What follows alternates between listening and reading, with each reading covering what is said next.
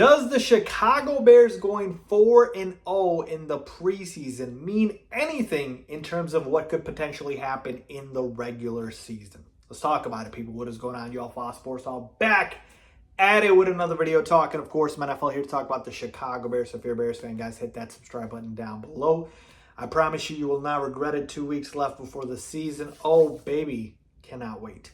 All right, so let's talk about this. A lot of you guys have hit me up asking Faiz, like, based on how the Bears have looked in the preseason, which has been nothing short of dominant, does it tell you anything about the regular season? How does it make you feel? Do you have higher expectations? Do you feel like this will carry over into the regular season?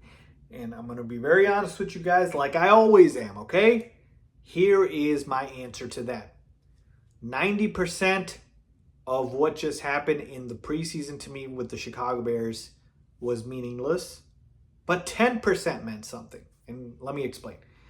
The 90%, why is it meaningless? Well, because preseason, statistically speaking, based off the data, has not really translated into the regular season. The biggest example of this are the 2008, I know I'm going way back here, 2008 Detroit Lions, who went 4-0 in the preseason.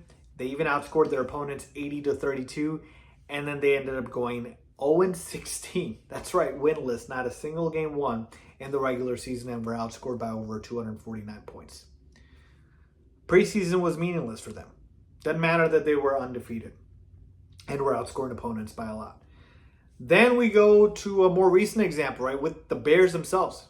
Just 2 years ago, 2022, they went 3-0, undefeated in the preseason, and then they went on to have the worst record in football to have the #1 overall pick that season. So that is why I say 90% of preseason, in terms of indicating what's going to happen in the regular season, it's meaningless. All right? So that's where I kind of stand on that. But there is a 10% that I am willing to say somewhat might translate. And that 10% is just, I feel like, you know, the way the Bears have looked this season in the preseason has been a team that's got great chemistry, togetherness, cohesiveness. The coaching, to Matt Eberflus's credit, has been, you know, looking stable, looking, you know, very solid.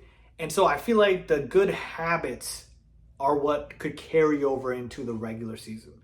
It's very hard for me to, you know, use anything from the preseason as stock, but just take a look at the teams we played. I know, again, obviously the starters didn't play a lot for some of these teams, or didn't play at all, but the Texans, Bills, Bengals, and Chiefs, like, these are not, you know, scrub teams. These are some of the best teams in football. These are some of the best teams that we have in the league, and so the Bears were able to beat them soundly.